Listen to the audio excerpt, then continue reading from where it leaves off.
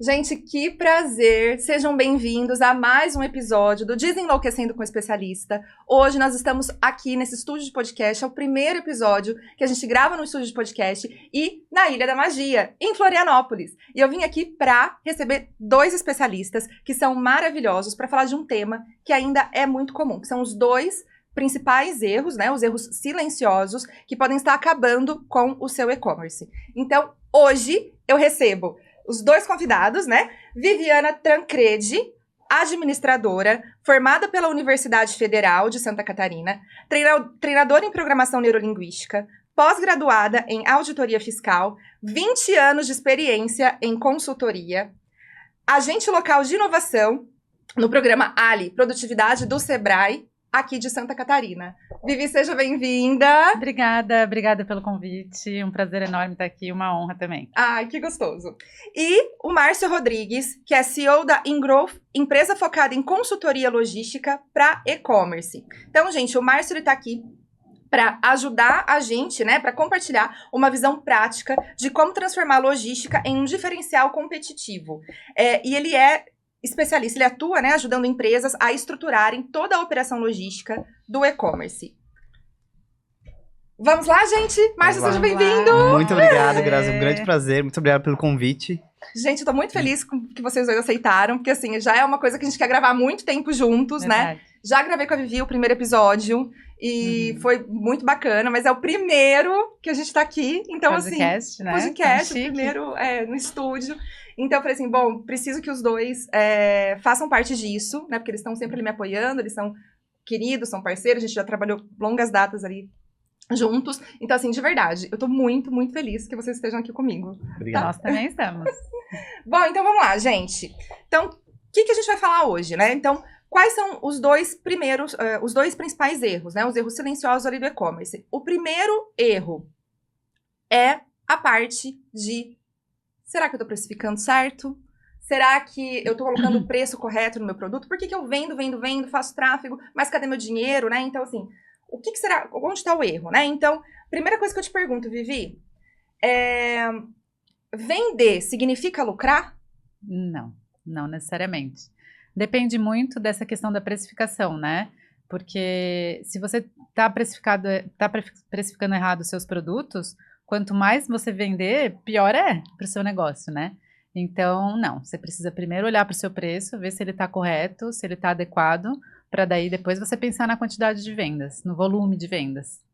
Maravilha. E, Vivi, qual que é o principal sinal ali que fala assim, não, eu estou precificando errado o meu produto, né? Esse produto eu preciso rever essa precificação. Qual que é o sinal mais clássico? O clássico é quando a empresa tem um bom faturamento, né? Quando ela vende bem, mas não vê o resultado, não vê a cor desse dinheiro. Fala, eu tenho movimento, eu tenho bastante cliente, eu não paro de trabalhar, né? A empresa funciona há um tempo, tem um público já consolidado e tem um volume de vendas e não vê a cor do dinheiro. No final está sempre apertado, está sempre precisando pegar empréstimo, ou enfim, as contas não fecham. Esse é um alerta, claro que pode não ser só isso, né, só o problema da precificação, mas já é um alerta bem clássico, assim, de que muito provavelmente a precificação ali está errada. Maravilha. E quais os custos que as pessoas elas esquecem de colocar ali, né, tipo na precificação? Porque às vezes eu vejo que geralmente a pessoa simplesmente coloca ali a precificação, ela pega um produto, ela compra esse produto, né, então comprei esse sininho, vou vender esse sininho. Me falaram que eu devo colocar X% em cima desse sininho, né? Então, isso daqui eu paguei R$10, eu coloco X% nesse sininho.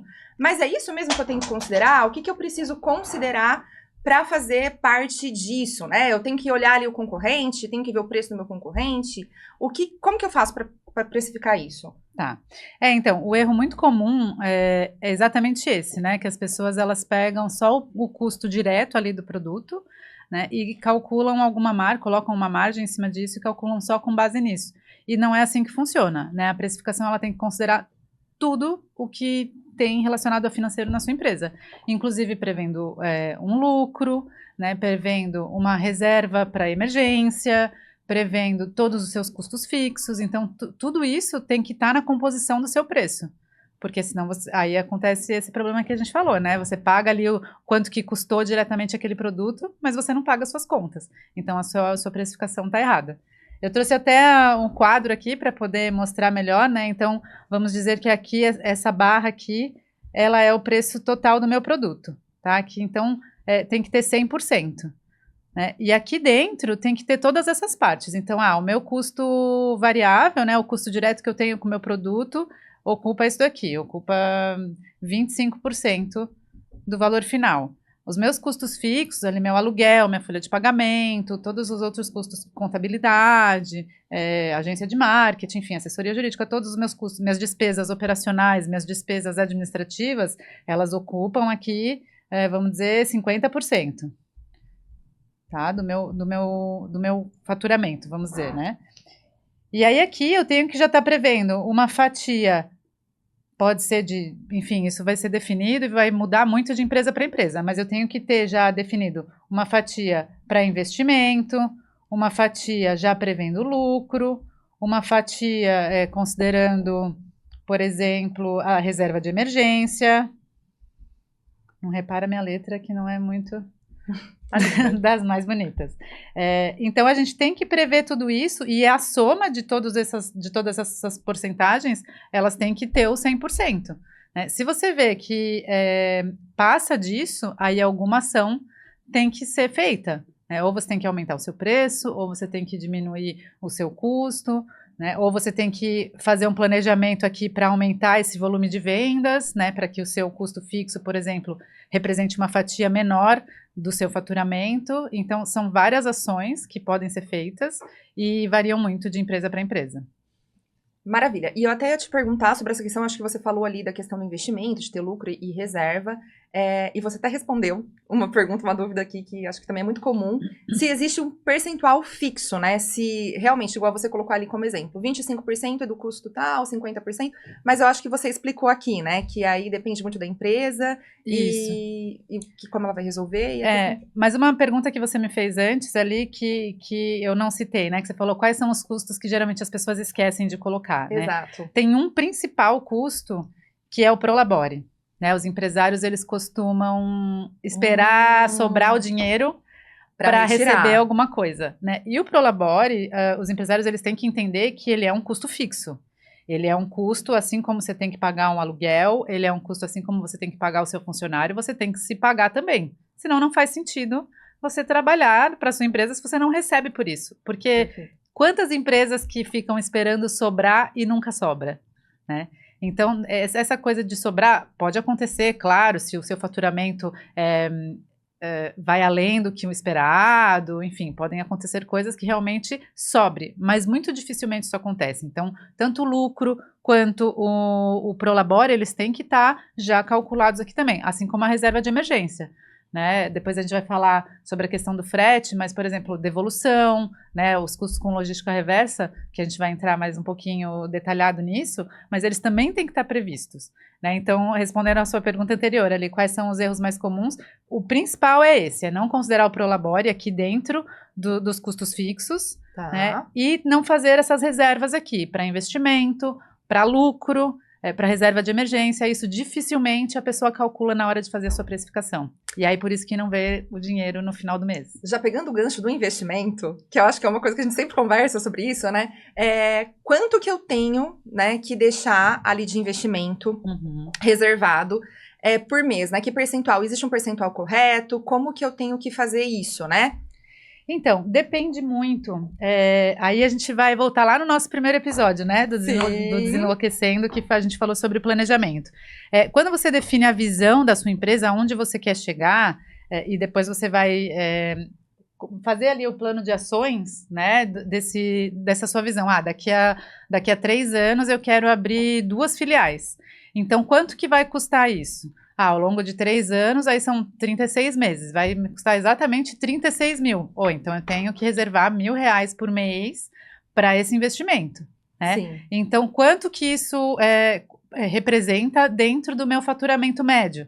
Meu faturamento médio é de 10 mil, então 1.000 é 10%. Então, essa fatia tem que ser 10%. Então, todas essas camadas que eu mostrei, elas têm formas diferentes da gente chegar. Por exemplo, se é uma empresa que ela já existe há um tempo, eu consigo pegar pela média histórica para calcular o meu custo fixo, né, os meus custos ali, por exemplo, custo com material de escritório, custo com material de limpeza, que não tem um valor fixo por mês, mas você consegue ter uma média de quanto que isso vai te representar mais ou menos a cada mês. Quando é uma empresa nova, que você já quer fazer, né, os seus preços ali já certinhos, só que você não tem ainda esse histórico, você vai ter que ter uma estimativa ali, um planejamento para calcular essa média, assim como o planejamento do investimento.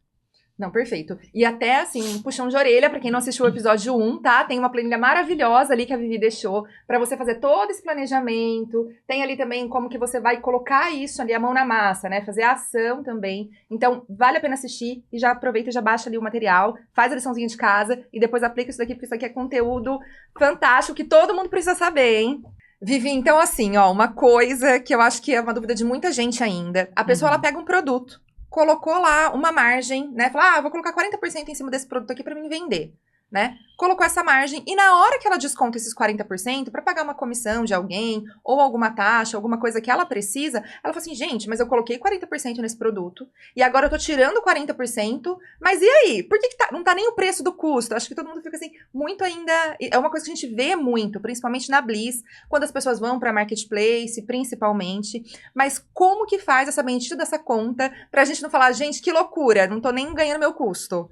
Tá, realmente esse é um erro muito comum, principalmente para as empresas que já vendem em loja física e vão passar para o e-commerce, né, ou para o marketplace, vão começar a vender online. Por quê? Porque eles verificam que na plataforma, né, a venda online vai ter uma taxa de 40%, vamos colocar, né, somando todas as taxinhas ali, vai ter uma taxa de 40%. Então, o que é muito comum eles fazerem? Somar esses 40% no preço dele da loja física, né? Então, eu fiz aqui já um esboço de um exemplo para facilitar a conta aqui, os números mais redondos. Então, vamos supor que o meu produto ele é vendido na loja física a R$100, né? Perfeito. Se eu somar 40% desse valor, eu vou ter 140. Só que a conta ela é inversa, né? Esses 40% eles vão deduzir do seu preço final. Então, se o meu preço final é 140, 40% desses 140 dá R$56. Então, o preço real seria 84. Ou seja, em um produto aqui você perdeu, né, R$16 por não estar aplicando essa porcentagem, essa taxa da forma correta. Né? Então, tem que inverter o caminho. Aí tem duas formas que eu acho que são as formas mais práticas de fazer essa conta. Uma é que é muito comum que as pessoas muitas pessoas têm dificuldade com matemática, mas a regrinha de 3 vai fácil, bem, né? Então, eu fiz aqui um modelinho de regrinha de 3, onde você coloca o seu preço na loja física é R$100. Isso vai representar 60% do valor que você tem que colocar na loja online, né? Se a taxa é 40%, então vai ser o que vai somar para juntar os 100%. Perfeito. Então, quanto que vai ficar esse 100%?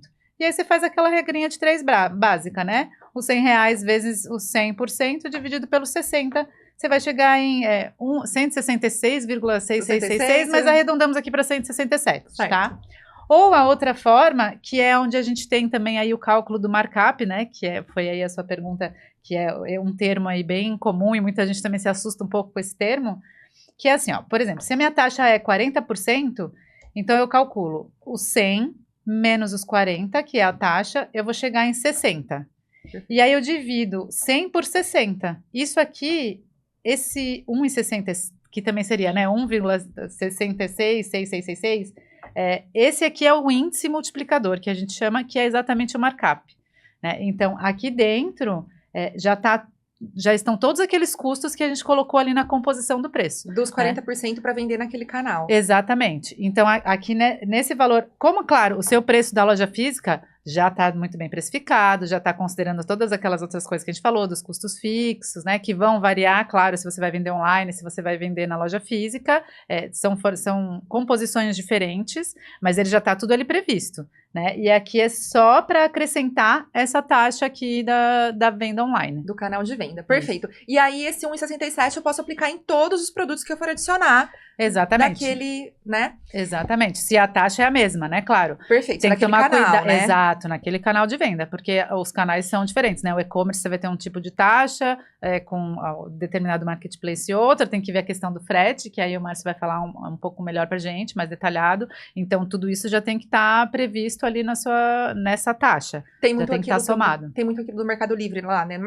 Tem a taxa ali para você colocar no Premium, para colocar no Clássico. Então, também essa somatória toda, coloca ali a taxinha da Shopee, quem vai vender na Shopee. Exatamente. E assim por diante, e aí aplica do preço de venda mesmo. Então, pega o preço de venda, só aplica isso. Exatamente. Que são as taxas daquele canal. E se você for ter taxas diferentes, como por exemplo, que nem você falou do Mercado Livre, tem do iFood também, se você vai fazer entrega própria, se você vai fazer entrega pela plataforma, ou se você vai fazer alguma promoção ali, participar de alguma campanha, essa taxa ela pode mudar. Né? Então é importante chegar nesse markup certo para cada tipo de canal de venda e para cada situação também. Perfeito. Só uma coisinha, pensando nessa questão de, por exemplo, do iFood, né? Quando tem pegar o caso do Mercado Livre. Então, tem ali o clássico, vamos chutar aqui, 18%, e o Premium 20%, né? Não são essas taxas, mas vamos fingir que é. Eu chego mais ou menos para aplicar isso em uma média, ou obrigatoriamente cada produto, cada anúncio, cada coisa eu preciso fazer essa precificação. Não sei se eu me fiz entender. Uma média entre as duas taxas? Entre as duas taxas, ou sempre o anúncio... É perigoso, tá? Perfeito. É perigoso. Por quê? E se você vender todos os seus produtos só com aquela taxa de 20%? Maravilha. Entendeu? Você vai perder, né? Então, o ideal é você fazer... Como vai ser uma mesma taxa para todos os seus produtos, né? Os seus produtos já estão precificados, o ideal é fazer certinho, né? Para cada anúncio. Para que esse anúncio vai ser 18%, vou calcular o meu markup e vou fazer a minha precificação com os 18%. Porque você pode ganhar, claro, né? Se você vender todos usando essa taxa de 18%, você vai ganhar com isso. Mas e se vender todos a 20%? Não, exatamente. Entende? Então, é bem perigoso. Maravilha. Então, já falando aqui na parte, já que a gente saiu da parte física, né, que a gente falou ali pro online, então, acho que até você já trouxe essa diferença, né, o porquê que traz. Então a gente tem todo aquele custo ali por trás no físico, aí a gente colocou pro online, tem essas taxas diferentes. Então, acho que até a próxima pergunta que eu ia te fazer, eu acho que já ficou bem esclarecida ali, né, da precificação de vendendo do físico online. Só que só uma dúvida que eu acho que ainda também é de muita gente, só desse tema ali, por exemplo, eu tô no físico ali, tem um aluguel. Então, eu tenho aluguel, tenho, né, as pessoas. Então, se eu quiser montar algum outro canal mesmo, fazer a venda online, eu preciso utilizar esse valor ali, né? Eu preciso calcular ali, compor ali no meu custo fixo ali, o aluguel e tudo mais, ou não? Eu tenho uma outra forma de precificar. Tá. A forma de precificar vai ser a mesma. Tá. Né? O que vai mudar é aquela composição das porcentagens ali. Né? Então, por exemplo, na minha venda online, na loja física, eu tenho aqui o aluguel, que é um valor alto, eu tenho a folha de pagamento, eu preciso de uma equipe muito maior, porque eu preciso fazer o atendimento. Então, aqui, dos meus 100% da loja física, eu tenho aqui 40% só de custo fixo, né, das minhas despesas administrativas, minhas despesas operacionais. Uhum. E aí as outras composições aqui eu vou colocar daquela forma que eu expliquei, né, uma reserva para lucro, uma reserva para investimento, uma reserva para emergências, para capital de giro, e aí os meus custos variáveis, né, que vão ser diferentes da loja online. Na loja online, pode ser que eu nem precise pagar um aluguel, ou então eu preciso de um espaço muito pequeno só para fazer expedição e tal. Uhum. Então, esse meu... Aqui na loja online, tá? Então, esse meu custo fixo, ele vai ser menor. Perfeito. Né? Eu não vou precisar de tanta gente, eu não preciso de 20 funcionários, ou 5 funcionários, só uma pessoa já para fazer os atendimentos ali, as expedições já me resolve. Então, essa minha porcentagem aqui de custo fixo vai ser menor. Só que eu vou ter as taxas das plataformas, né? Então, a parte do frete, que na loja física você não tem. Então, aqui talvez esse custo variável que aqui ficou assim, vai ficar aqui, maior, sabe? Então, isso você tem que ajustar, né? Perfeito. Mas o importante é que tudo esteja previsto. Não né? é uma regra. Tudo esteja calculado. Não tem uma regra. Né? Que nem muita gente pergunta, você falou ali no começo, existe uma porcentagem ideal que os meus custos variáveis, né, os custos que são mais diretos ali com o produto, tem uma margem ideal? É muito complicado falar isso, porque depende muito dessa composição, né? Perfeito. Eu tenho uma empresa que o meu público-alvo, ele está num ponto, por exemplo, que eu preciso ter um aluguel numa região que é muito caro. Uhum. Então, o meu custo fixo é imenso, né? Eu pago 30 mil de aluguel e isso representa uma parte muito grande, mas é ali que eu tenho que estar. Sim. Como pode ter uma outra pessoa, né, uma outra empresa que a empresa nem precisa de aluguel, ou então na minha casa é própria, já está quitada, então isso vai mudar muito. Mas o que a gente utiliza de base é que, assim, produto já acabado, que você só compra e revende, o ideal é que todos os seus custos variáveis fiquem ali no máximo a 50%. Ou seja, você vai aplicar uma margem de 100% para o seu preço de venda. Para não ficar muito fora do... Para não ficar muito fora. Daí, claro, vão entrar todas aquelas ações de comparar com concorrência e tudo mais, né?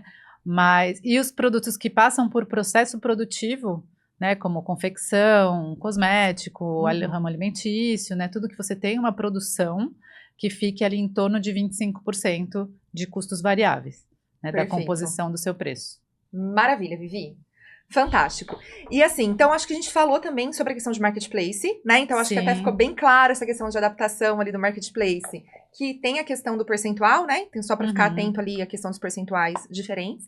Tem mais alguma coisa sobre esse assunto desse marketplace? É só as taxas ali? Tem muito assunto, né?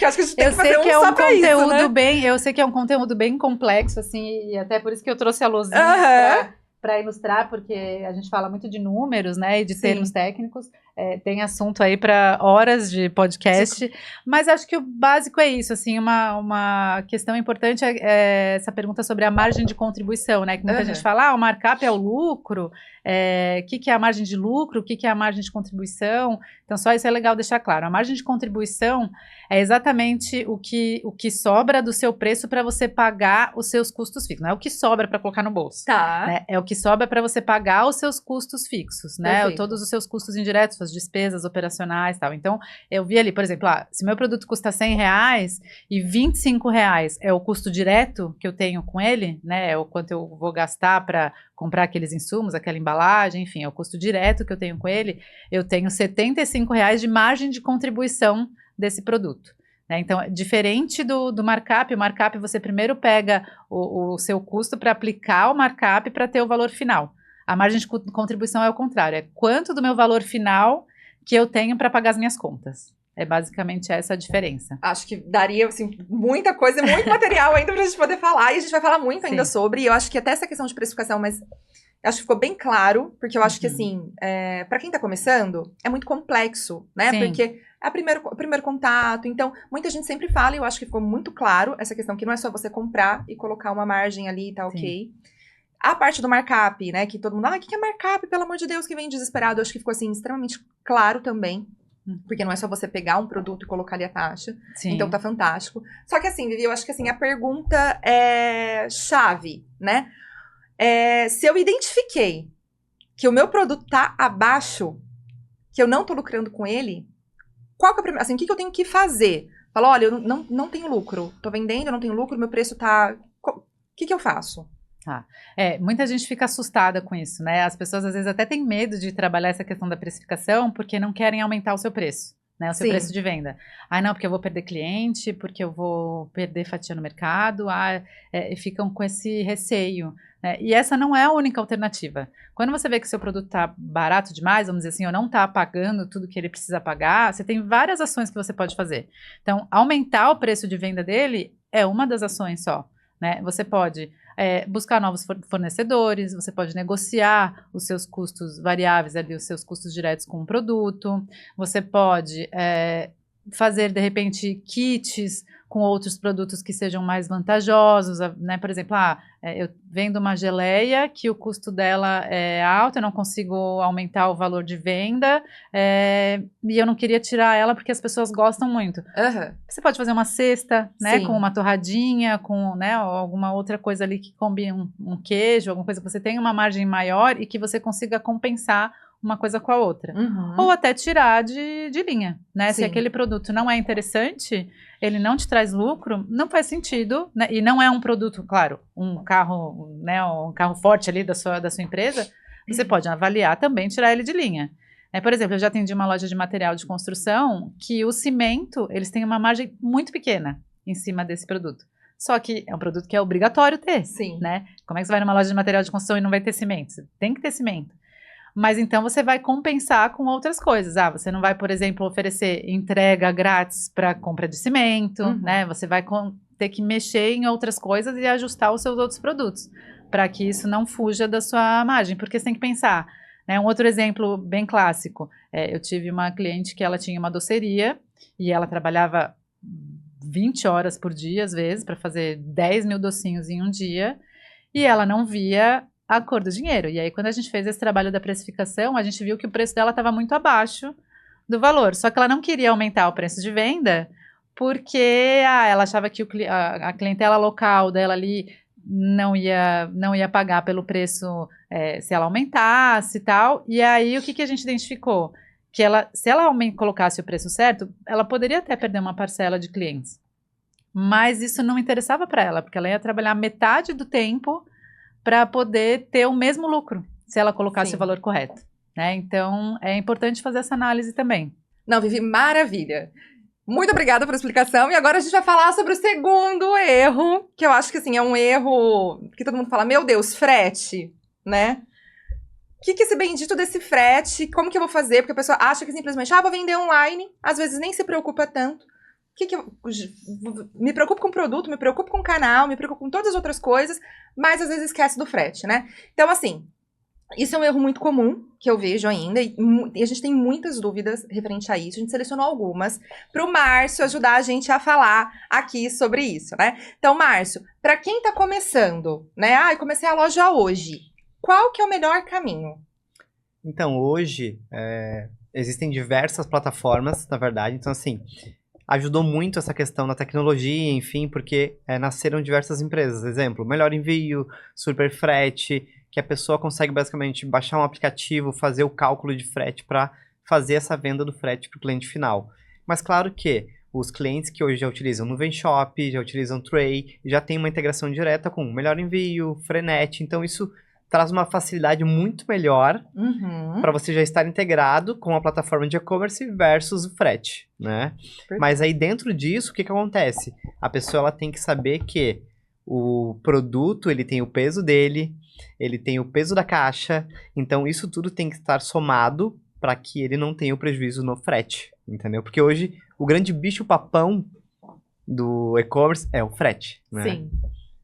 É o frete. E até você falou essa questão do produto, porque assim, o que a gente vê também muito, principalmente na hora quando a pessoa já vem, olha, coloquei, mas eu tô percebendo que cobrou do cliente lá R$20, mas eu tô pagando 40, né? Mas até você falou assim, aproveitando o seu gancho, da questão de sempre colocar o cadastro, a embalagem também, porque às vezes ele vai lá, pesa, mede o produto, né? Tem esse sininho, medi o sininho, fiz todas as dimensões, pesei o sininho, mas esqueci da embalagem. Só que na hora que a gente envia com a embalagem. Exatamente. Aí tem que tomar esse cuidado real, porque a espessura do papelão, isso muda porque o pessoal pensa que, vou colocar lá o produto para vender e deu 500 gramas. Só que o pessoal tem que entender que tem frete que começa de 0 a 250 gramas é uma faixa.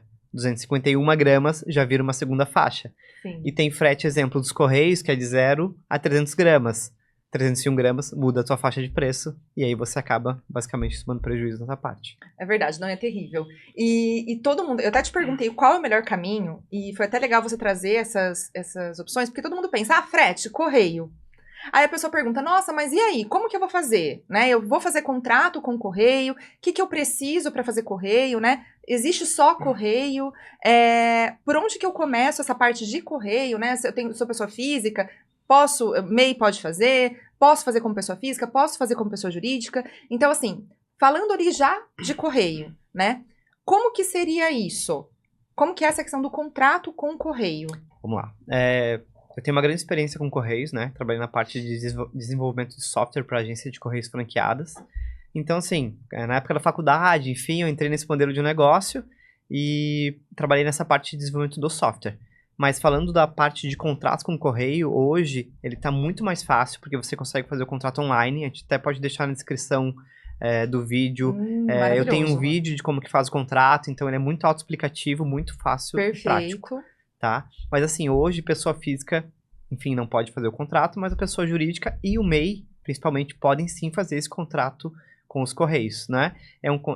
Poucos documentos que ele solicita, é muito prático, muito rápido, né? Ali, coisa de 2, 3 dias, já está liberado o teu contrato, cartão de postagem, e ele já direciona para a agência, para o consultor mais próximo, enfim, para poder te atender, né? Perfeito. Hoje eu faço assessoria e consultoria nesse sentido, então eu ajudo diversas empresas, tanto na questão de como iniciar, Márcio, como eu faço, Márcio, eu tenho que levar na agência, tem alguma agência parceira que colete. Então, a gente consegue ajudar bastante nesse sentido do frete com os correios. E até essa questão do contrato, né, que você falou ali, geralmente a pessoa pensa, fala, não, eu vou simplesmente pegar ali, coloco lá no correio, né, coto ali, depois eu mando lá para o correio, eu vou pagar a mesma taxa, né, ali do correio ali que eu tô pagando do envio. E não, né, Márcio? Não, é diferente, porque hoje, quando você se desloca até uma agência de correios e vai lá no balcão e faz esse pagamento, você está fazendo um pagamento à vista, né? Que a gente fala, você paga ali do bolso na hora, no débito, no crédito, no dinheiro. E quando você tem um contrato, você gira ali em torno de 20%, 25% de desconto, Nossa, né? Então, você tem ali uma grande margem ali de desconto. E assim, você ainda até consegue ter o quê? Você tem um faturamento, então você fatura do dia 1º ao dia 30 e paga no dia 10 ou dia 15 do mês seguinte. Perfeito. Então você tem ali até um período para você poder fazer esse trabalho. Gente, maravilha. Então, olha, vai ter aqui no link da descrição um vídeo, Márcio explicando como que faz ali, e inclusive o link do passo a passo, tá? Então, a gente vai colocar aqui na descrição do podcast aqui do vídeo. Então, vamos lá, Márcio. Agora, eu acho que é uma pergunta que todo mundo sempre faz, né? Que assim, a gente sempre escuta isso. Por que o frete hoje é o principal motivo, né, para tanto abandono de carrinho? Vamos lá. Esse assunto é bem delicado porque hoje, que a gente falou no início, o frete, ele é a parte decisiva da compra, né? Então, assim, o pessoal tá com a emoção da compra, chega lá no final e toma aquele susto com o valor de frete. Aí você automaticamente perde aquela emoção e diz, poxa, mas eu vou pagar muito caro nesse frete, enfim. Mais caro o frete, às vezes, do que o produto. Né? Então, assim, exemplo, a parte de sul, sudeste, ali, enfim, centro-oeste, pode ser que não seja tão caro. Mas quando a gente fala de norte, nordeste, tanto o prazo quanto o preço, ele fica um pouco mais elevado. Claro que hoje existem diversas N transportadoras, né? JT, Correio, Jadlog, enfim, que nessas outras plataformas, Melhor Envio e Frenet, você pode fazer diversas escolhas ali, enfim, e escolher a melhor pro teu perfil, né? Mas hoje, nesse sentido, o grande ponto é essa questão do frete final mesmo. Até você tá falando uma coisa, eu tava olhando até uma das perguntas aqui que a gente tinha que fazer, né, que sempre é muito comum, se o que afasta mais, né, que você falou do prazo, da questão do Nordeste e tudo mais, o que afasta mais o cliente ali? Se é o valor do frete ou se é o prazo? Depende do tipo de produto que você está comprando, mas o que a gente vê de estudo hoje, de dia a dia, que a gente faz de prática, o prazo ele afasta muito. Porque, que nem eu falei, a venda é emoção. Então, quando você... exemplo, eu quero comprar... Eu tenho um vestido para uma festa. É um exemplo. Mas eu preciso provar, preciso ver se é legal. Então, assim... demora 5 dias úteis. Mas aí tem um outro ponto que é o tempo de preparação, o tempo de aprovação de pedido, o tempo de embalagem e o tempo da entrega do frete, né? Sim. Tem um exemplo muito prático, eu digo, do Mercado Livre. Às vezes você entra ali, entrega amanhã. Aí quando você efetiva a compra real, ele entrega no outro dia. Sim. Né? Então, assim, tem que tomar muito esse cuidado. E hoje o que eu vejo de prática é que o prazo é o grande ponto, entendeu? Porque, assim, quando você fala de preço e você realmente tem condições de pagar um frete expresso, então, assim, beleza, eu quero esse vestido amanhã e tem a opção ali, exemplo, de R$200 para entregar amanhã, você vai pagar os R$200. Porque eu preciso para amanhã, às vezes eu tô deixando para a última hora, né? Então, assim, o preço, quem tem e tem a necessidade, paga e não tem problema. Agora, o prazo é o grande impeditivo que eu vejo. Maravilha, Márcio. E, assim, qual que é o erro mais comum que você vê ali na sua experiência, ali com as consultorias, para o pequeno e para o médio e-commerce, que ele comete ali na questão de precificar, dessa questão logística mesmo? Eu vejo que principalmente os que estão começando, eles enxergam o frete como custo. Só que aí é um custo que basicamente é invisível. Por quê? Você compra um frete barato, um package de log, e aí você vai ter um segundo problema que é qual? Saque. Você pode perder recompra, você perde experiência, entendeu? E aí, puxando esse gancho, eu digo muito que, cara, o ponto fraco desse negócio todo, junto disso, é já trazer o gancho do frete grátis. Sim. Entendeu? Porque assim, por experiência própria. Exemplo, você tá comprando um objeto de ticket médio alto e você vai lá e dá um frete grátis de pack, não faz sentido na minha cabeça. Sim. Então eu converso com todos os meus clientes, com quem pergunta, por quê? Frete grátis. Cara, você gastou R$1.000 na minha loja. Poxa, por R$50 você não vai mandar, então é uma experiência diferente. Então, você já forçou um pedido mínimo ali, né? Exatamente, entendeu? Então, às vezes você tem uma boa margem. E tem empresas que utilizam estratégias diferentes. Tem a estratégia de entrar com uma parte do valor do frete. Sim. Tem empresas realmente que entram com o Sedex, enfim, com o Expresso, né? Para não falar direto correio, mas entram direto com o frete expresso porque a pessoa optou por comprar o ticket médio que ela queria, que a empresa queria, né? Então, nesse ponto seria isso. Maravilha. Só uma coisa que, assim, antes mesmo só de falar, da gente falar dessa questão do frete grátis mesmo, ali da questão do impacto, e a gente pensar ali numa pergunta que eu quero até fazer para a Vivi, mas assim, falando ainda da parte do frete, logística reversa. Então, às vezes a pessoa quer devolver isso, né? E eu acho que a dúvida é isso. Geralmente, beleza, a gente pensou, aquela empresa pensou, colocou o produto, fez tudo certinho, colocou a questão da caixa, enviou para o cliente. E aí nem sabe daqueles 7 dias que tem direito ali, que o cliente se recebeu ali em 7 dias, vai devolver isso, né? Como que eu faço? Tem contrato? Como que eu faço essa logística reversa? Como que o cliente ligou lá e falou, olha, eu quero devolver esse produto. Como que eu faço isso, né? O que é e como eu faço? Entendi. Hoje tem diversas modalidades, né? Tem diversas empresas que hoje já têm plataformas que fazem essa logística reversa mais agilizada, né? E isso entra na parte da experiência, né? Porque, exemplo, às vezes você já compra recorrente nessa loja e você entrou lá, tipo, poxa, essa roupa aqui não ficou legal. Então, se você tem uma experiência de logística reversa muito rápida, isso é um grande ponto positivo. E aí a gente vê que grandes empresas já estão atrás disso e fazendo muito bem, né? Claro que hoje o correio é o grande forte da logística reversa, né? Tem empresas que pensam, que tratam, mas não conseguem bater isso. Mas a logística reversa hoje, eu penso como? Porque assim, se você for fazer uma análise de mercado, de 20% a 30% do que é comprado no e-commerce é devolvido, né? E é uma grande fatia disso. Sim. Por isso que a Vivi também entrou nessa questão do custo, então ele tem que estar lá dentro desse custo. Não quer dizer que todos os teus objetos vão ser devolvidos, mas você tem que colocar esse percentual ali, porque senão vai sair da tua margem, né? Então, assim, eu já passei por diversas experiências, e as pessoas também que estão nos vendo já passaram por essa experiência da logística reversa. Então, é a pessoa que você faz o contato no WhatsApp, que vai te perguntando tudo no final, aí você fica ali meia hora para ela te mandar o código, né? Agora, então, com essas plataformas, fica tudo muito mais prático e fácil. Claro que, se você tiver contrato, é muito mais rápido. Se você tiver uma plataforma que te ajude também, exemplo, tem clientes que têm plataformas de terceiros, que a gente chama de Portal Postal, Visual 7, que eles já têm ferramentas automatizadas que te ajudam também nessa parte de devolução e fica muito mais prático. Maravilha, Márcio. Então, acho que, sim, respondeu todas as perguntas. Até ia te perguntar sobre a questão do frete grátis, mas você já veio ali com gancho, já respondeu, acho que é isso mesmo. Só que aí já vem aquela questão do custo, né? Que a gente estava falando ali, o custo do frete grátis, aí você já trouxe isso, que ele traz isso como se fosse realmente, enxerga isso como um custo. E aí a gente traz isso para Vivi. Vivi, a gente tem isso tudo agora, do frete grátis. A gente estava falando de precificação. O que a gente faz? Não só o frete grátis, né? Na verdade, a questão desse custo logístico ali do frete. O que a gente faz para colocar ele nesse bolo todo, né? Porque às vezes a pessoa acha que é só o frete que o cliente vai pagar e também não é só isso, né? Se tem as políticas de frete grátis, esse tipo de coisa. Como que embute isso? Então, a devolução, né, a logística reversa, ela vai entrar naquela reserva que a gente tem que ter para emergências. Perfeito.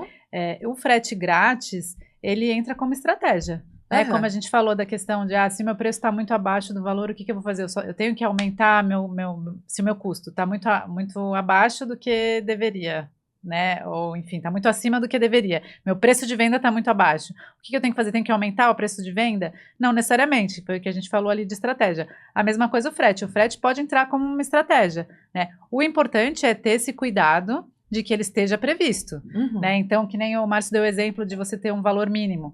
Se eu tenho compra acima de R$500 e eu sei que o meu frete vai custar mais ou menos R$50 para qualquer lugar do Brasil, ele representa ali 10%, eu consigo oferecer esse frete grátis se esses 10% já está naquela composição. Perfeito. Né? Então, ok. Então, o importante é isso, é ter isso já previsto para não ter surpresa no final do mês, né? E considerar o custo, mas também considerar a estratégia.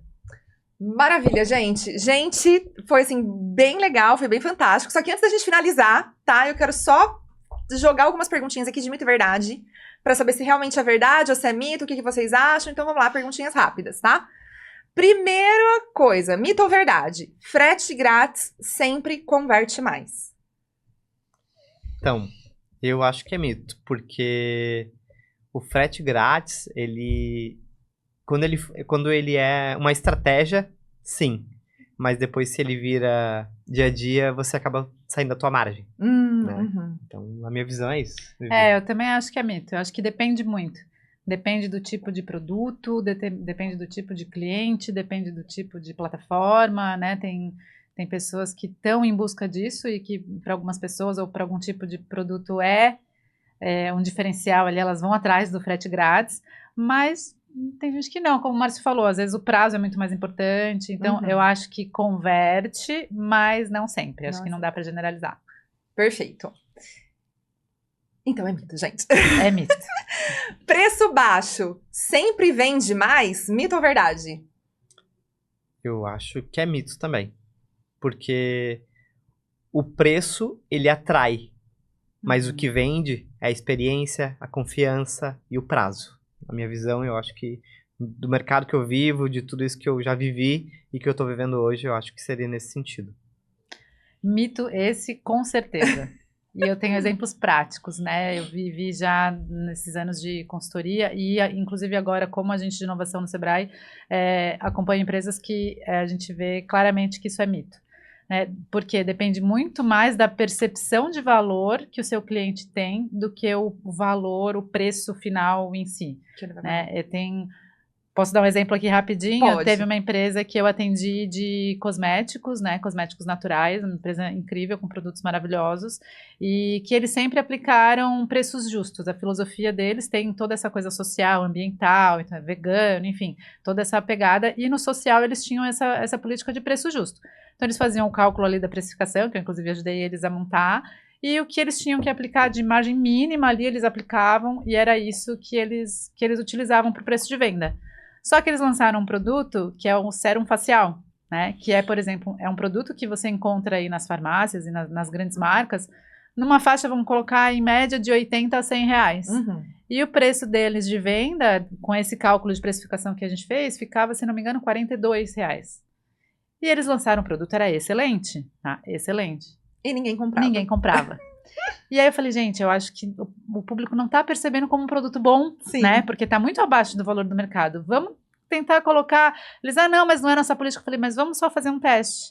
E aí a gente colocou a 81, a gente colocou na base baixa ainda, e foi campeão de vendas, e até hoje, assim, um produto muito vendido. O pessoal compara muito hoje. Compara, né? E aí parece que é ruim, né? Exatamente. Se é muito barato. Exatamente. Maravilha, gente. Então, vamos considerar como um mito também. Mito também, com certeza. Mais uma. Mito ou verdade? Vale a pena sacrificar margem no começo? Eu acho que no início vale a pena, sim, para ganhar mercado. Mas se isso se tornar recorrente e for consumindo vira prejuízo, não. Então, assim, para força de mercado, para tração, é uma situação. Agora, se tu continuar com isso, infelizmente, acho que não vale a pena. Eu complemento a fala do Márcio, discordando um pouquinho, mas complementando. Eu acho que vale sim para você ganhar o mercado, mas que fique claro que é uma promoção de lançamento, que é uma promoção de inauguração.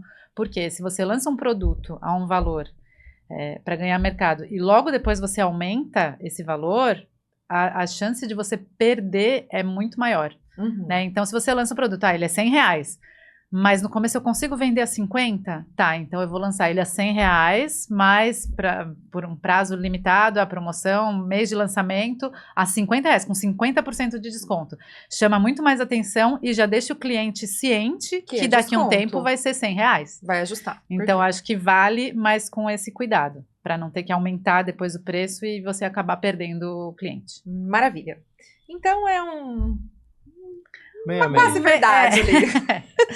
E agora a última, gente. O cliente compara tudo? Mito ou verdade?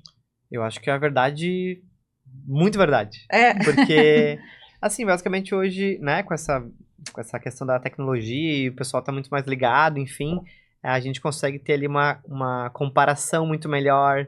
Então você vai atrás de outros sites, enfim, você entra no marketplace, você entra no site do que você tá pesquisando, então você faz essas comparações, mas não é só isso que manda, Sim. né? Então eu vejo nesse sentido.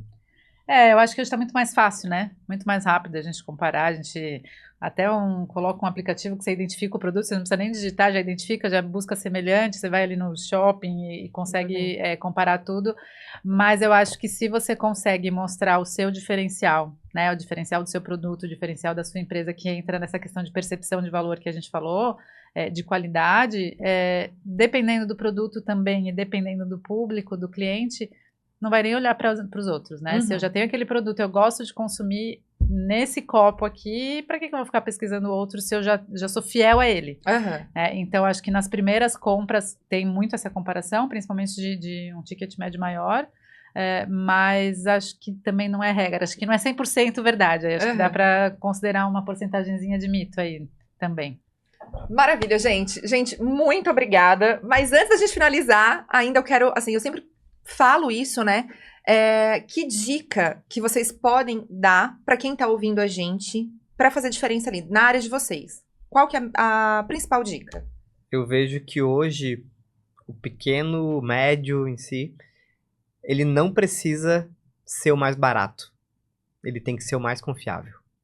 Perfeito. Porque, enfim, hoje você não pode entrar na guerra de preço, né? Você tem que entrar ali na parte de confiabilidade, de entrega, de atendimento. Atendimento é primordial para que o seu negócio escale realmente, né? Teve até o exemplo da Growth agora que foi vendida, enfim, ali. Então, é uma empresa que tem um atendimento excelentíssimo, entendeu? Mas eu vejo isso como não precisa ser o mais barato, você tem que ser o mais confiável. Maravilha. E você, Vivi, qual que é a dica que você deixa para o pessoal que está ouvindo a gente? A minha dica principal é não tenha medo de olhar para o seu preço, para os seus custos e calcular certo a sua precificação.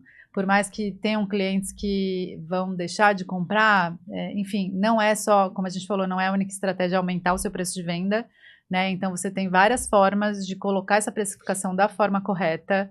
Não tenha medo, porque se você tiver com o seu preço errado, quanto mais você vender, mais prejuízo você vai ter. Então, olhe para isso com carinho, é muito importante. Gente, então é isso.